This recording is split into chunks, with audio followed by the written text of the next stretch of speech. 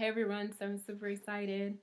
My Hallelujah scriptures came in. They came in very quickly, so if anybody's telling you that they're back ordered or anything like that, for me they came in like literally the same week, like a couple of days later after ordering. So, and they make these free for people. So if you donate, I think that would be really good to donate. Obviously, the free copies are for those who can't afford to buy, or donate or anything. So if you can donate, just go to Hallelujah Scriptures. I think it is .com or something like that, and you can order it. You can just Google it. Google Hallelujah Scriptures.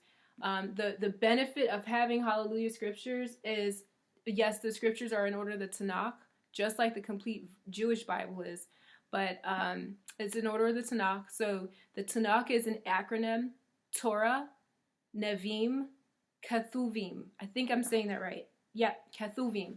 So the Tanakh, the Torah, first five chapters, it's the first five books of the Bible, right?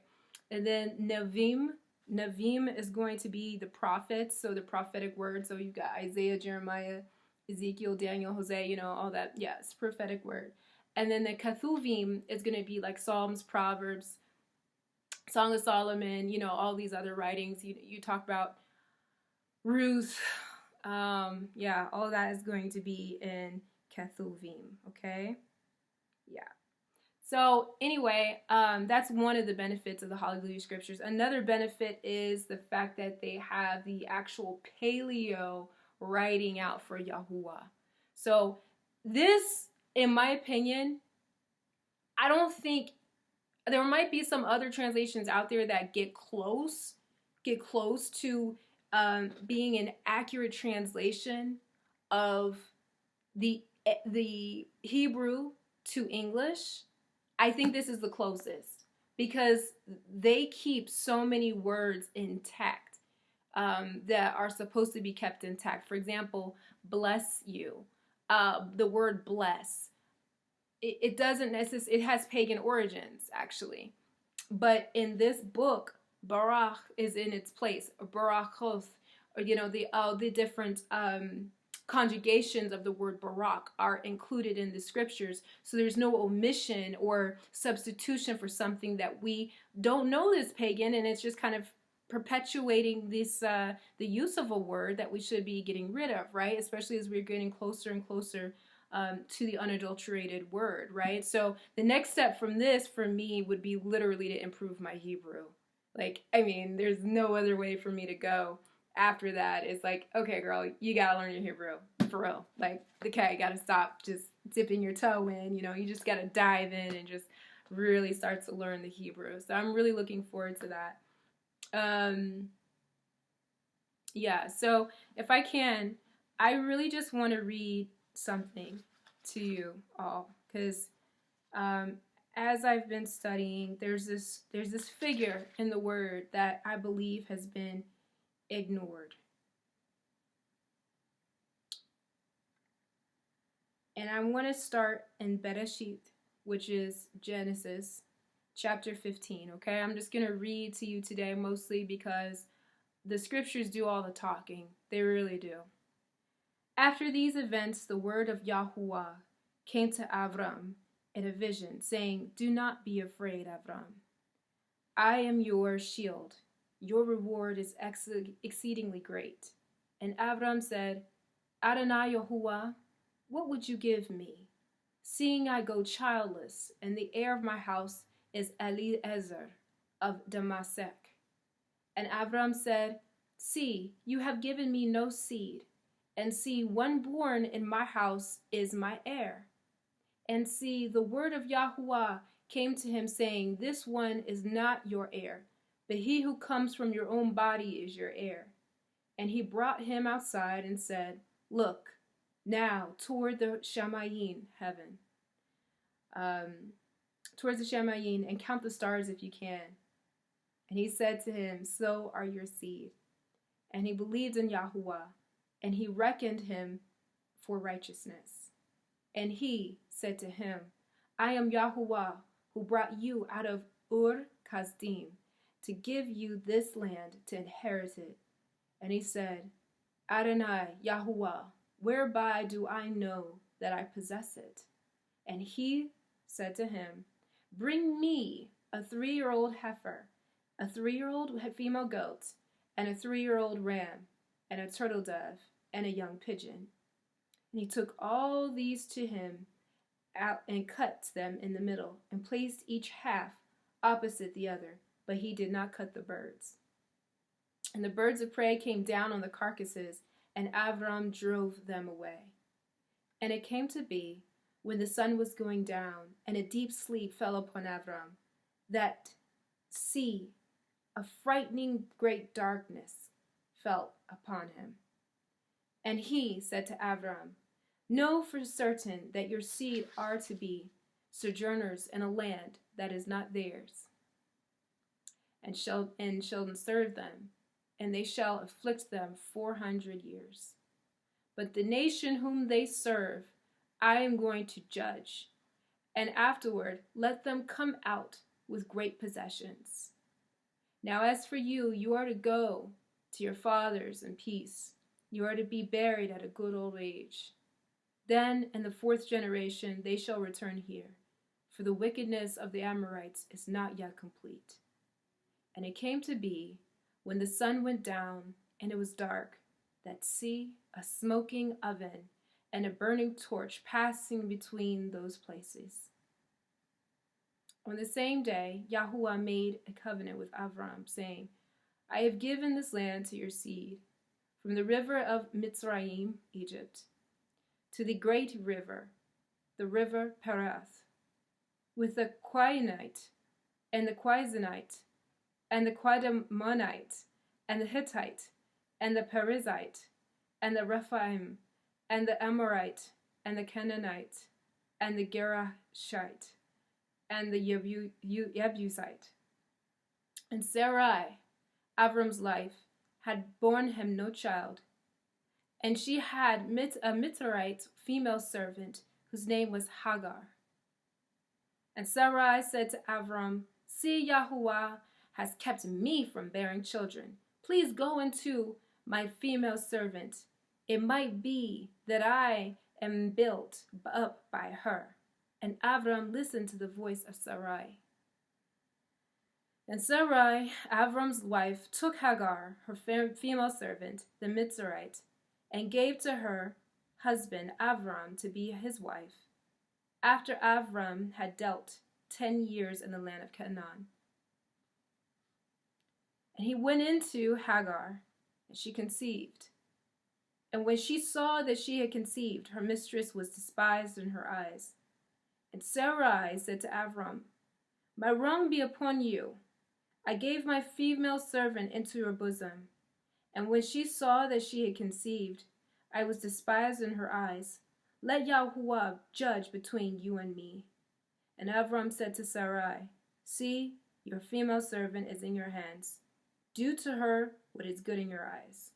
And Sarai treated her harshly, and she fled from her presence. And the messenger of Yahuwah found her by a spring of water in the wilderness, by the spring on the way up to Shur. And he said, "Hagar, Sarah's female servant, where have you come from, and where are you going?" And she said, "I am fleeing from the presence of Sarai, my mistress." And the messenger of Yahuwah said to her, "Return to your mistress, and humble yourself under her hand." And the messenger of Yahuwah said to her, "I'm going to increase your seed greatly, too numerous to be counted." And the messenger of Yahuwah said to her, "See, you are conceiving and bearing a son, and shall call his name Yishmael, because Yahuwah has heard your affliction. And he is to be a wild man, his hand against everyone, and everyone's hand against him, and dwell over all his brothers."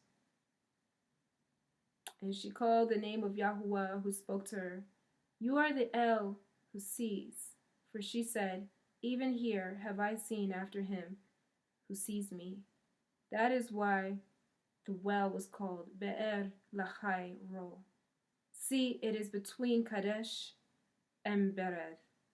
And Hagar bore Abram a son, and Avram called him the name Ishmael. And Avram was 86 years old when Hagar bore Ishmael to Avram. So, that was kind of long, but whatever. It's more important to read the word. I think about Hagar, and I think about her situation. And I think first and foremost about how many of us are told to do something by the Father, but we just don't do it. Maybe it doesn't happen in the time that we think it should. Maybe it's not happening the way that we think it should happen. But how many of us doubt that what has been given to us is going to happen the way it is, that way it was presented? Sarai, Abram's wife, Sarai was supposed to give birth to a child. And when she first heard this from the messenger of Yahuwah, she laughed. She laughed because it was like, I'm so old, there's no way that I'm going to be able to give birth, right? And so in her doubt, she introduced her female servant Hagar to serve as the purpose as the, basically as a surrogate, to have another child. And see, I think a lot of us doubt the provisional power that Yahuwah has for his people. And so because we doubt, we give somebody else the role that we're supposed to stand in. And what's worse is when we doubt and we give somebody else the platform to stand in where we're supposed to be standing in, we get bitter. We get bitter. And we take that resentment out on that person who is acting in a role that they're not even supposed to be acting in. Yahuwah never said, I need you to take a female servant from Mitzrayim in order to birth out all the nations that I've promised to you. Mind you, this happened 10 years after they had been in Canaan. They had already moved in faith from Avram's home, from where his father had died and everything. Like, they had already left and brought all their possessions in faith, following after Yahuwah to Canaan. So for them to be here and to start questioning now, it's just like, some of us are like that. Yahuwah can do great and magnanimous things in our life. And then we can lose sight of the fact that he knows everything that we need. He's the one who provides it all. And then we find ourselves like, man, I gave to somebody else something I was supposed to be doing. The fruit that they have borne is the fruit that was supposed to come up of my toil, of my work. And, I really feel that that's why Cain slew Abel, right? It's because he saw in his brother the integrity that he as the firstborn is supposed to have.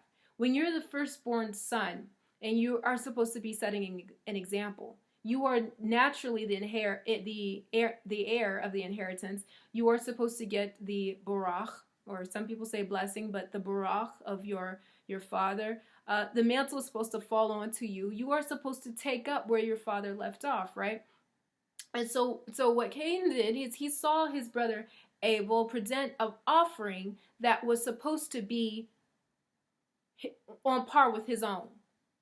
Here his brother is bringing fruits and vegetables, fruit that's grown from seed, and it's surpassing the meat offering of his brother.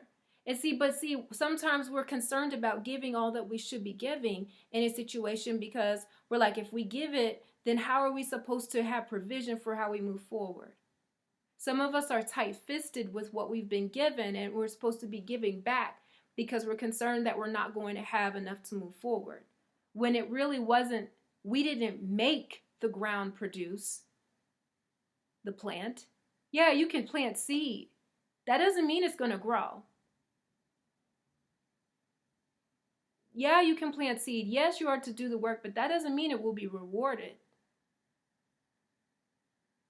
That doesn't mean you're going to reap a good harvest. It doesn't mean that. Just as a man can impregnate a woman, oh my gosh, I sound just like my father. But he's right. He was right. Just like a man can impregnate a woman, that doesn't mean that he's giving the child life. He doesn't have that ability, nor does the woman have the ability to give a child life. The life is given by the Father. There's many women who have stillborn babies. That wasn't her choice. Trust me, it was not her choice. And it was not her husband's choice. Trust me, it's not. The Father is the one who is over the giving of life. He takes from us when he sees, and he gives to us when he sees. The faith comes in action. When we do things to plant the seed, and then we act in faith and giving, and that's when the reward comes in. So imagine Hagar in this situation where she has been obedient. She didn't say, oh yeah, I want me some Abram in his old age. Let me just lay it with this man. He's looking so, I can't wait. No, that's not what happened. She was being obedient to her mistress and conceived of this yoking. And then she was despised for it. But see, it's so funny because I've noticed through the scriptures, when you are obedient, well, some instances, yes, some instances, no. There are some times when, for example, if you're told by the Father to do a specific thing, there was a prophet who was told by the Father to do one thing. But then a prophet came and said, oh, no, that's not what you're supposed to do. You're supposed to do something else. And I heard from the Father, you're supposed to do X, Y, and Z. Well, that prophet listened to that prophet, and he ended up dead on the side of the road, killed by a lion, actually, because he listened to the false words of a prophet. So there's obedience. There's divine obedience. I shouldn't say divine anymore either. That's another thing. But there is obedience to Yahuwah's word. There is obedience to Yahuwah's word. When we're obedient to Yahuwah's word, are we obedient to his order? When we are obedient to his order, he rewards it. Now, he might deal with whoever was acting out of disorder, however he sees fit. So he finds this handmaid, and he knows that she's just running. She's just desperate. She didn't have anywhere to go. She's pregnant. You know, she's crying out. And he's like, I am going to barach your seed such that your child is going to grow and become a great nation. She went from being just a servant to being the mother or the grandmother, whatever, of a great nation. You know? And the animosity didn't stop between the two. It did not stop between the two. If we carry on and we go through to chapter 21 in Bereshit, which is Genesis. And Yahuwah visited Sarah. Now her name is Sarah. She's no longer Sarai, the barren one. As he had said, and Yahuwah did for Sarah as he had spoken. So this was a couple of chapters later, he finally fulfills the word that he had given her, okay? So Sarah conceived and bore Abraham a son in his old age, at the appointed time of which Elohim had spoken to him. And Abraham called the name of the son who was born to him, when Sarah bore to him, Yishak, Isaac. And Abraham circumcised his son, Yishak, when he was 80 days old, as Elohim had commanded him. And Abraham was 100 years old when his son Yishak was born to him. And Sarah said, Elohim has made me laugh, and everyone who hears of it laughs with me. Because she laughed at the first delivery of hearing the news that she would bear a child at such an old age. And she said, who would have said to Abraham that Sarah would nurse children? For I have borne him a son in his old age. And the child grew and was weaned. And Abraham made a great feast on the day that Yishak was weaned. And Sarah saw the son of Hagar, the Mitzrayite, whom she had borne to Abraham, mocking. So she said to Abraham, drive out this female servant and her son, for the son of this female servant shall not inherit with my son, with Yishak. And the matter was very evil in the eyes of Abraham because of his son. But Elohim said to Abraham, let it not be evil in your eyes because of the boy and because of your female servant. Whatever Sarah has said to you, listen to her voice. For in Yishak your seed is called. And the son of the female servant I also make a nation, because he is your seed. And Abraham rose early in the morning and took bread and a skin of water, which he gave to Hagar, putting it on her shoulder, also the boy, and sent her away. And she left and wandered in the wilderness of Beersheba. And the water in the skin was used up, and she placed the boy under one of the shrubs. And she went and sat down about a bow shot away, for she said, let me not see the death of the boy. And she sat opposite of him, and lifted her voice and wept. And Elohim heard the voice of the boy. The messenger of Elohim called to Hagar from the Shamayim, and said to her, what is the matter with you, Hagar? Do not fear, for Elohim has heard the voice of the boy, where he is. Arise, lift up the boy, and hold him with your hand, for I will make a nation of him. And Elohim opened her eyes, and she saw a well of water, and she went and filled the skin with water, and gave the boy a drink. And Elohim was with the boy, and he grew and dwelt in the wilderness, and became an archer. And he dwelt in the wilderness of Paran, and his mother took a wife for him from the land of Mitzrayim. And it came to be at the time that Abimelech and Pichol, the commander of his army, spoke to Abraham, saying, Elohim is with you in all that you do. And the story keeps going. But anyway, yeah, some of us are finding ourselves in Hagar situations. When somebody acts out of bitterness towards you, they've given you usually something that they themselves were supposed to have, and they resent the fact that they did not follow up on it. Sometimes we got to be careful. We need to really be mindful, especially in this time of when Yahuwah is speaking to us. And we need to be obedient and not to task somebody else with the assignment that has been placed on our lives, but indeed to go and do whatever work he's called us to do. And then in the case of Abraham, he had already done so much in terms of success. And sometimes it's tempting to listen to others who doubt around us and say, oh yeah, maybe you're right. Maybe it needs to happen in this carnal way. Maybe whatever it is that the Father has placed in my heart is going to be fulfilled by the people around me, right? In which case, I would recommend Eov. Eov is awesome. So first his wife was talking about you should curse Yahuwah because look at all that you've lost. Then his friends were like, hey, look at the balance of things. Maybe you did something to insult the Father, you know what I mean? And he was just like, oh, that the scales were balanced. Oh, that you could see, how I've stood. But curse the day of my birth. I will never curse the Father. Like, there's a resolve that we have to have as, believers that says that even when everybody else is doubting what we're doing or what we're saying or what we're thinking or what we're researching, right? You have to remember where he brought you from.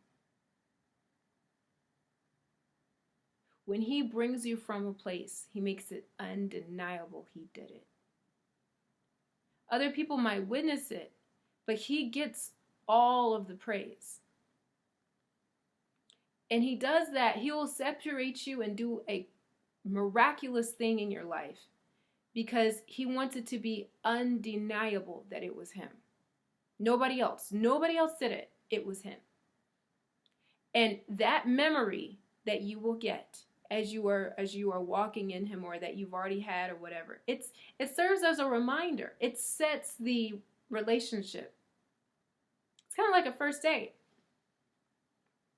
If you're late on your first date, that sets it's like, okay, do I even want to date this person again? Like, they don't even take my time seriously, you know what I'm saying? But if you are dealing with someone and they are purposeful and intentional, and they are meaningful behind what they're doing, it sets the pace for the remainder of the relationship.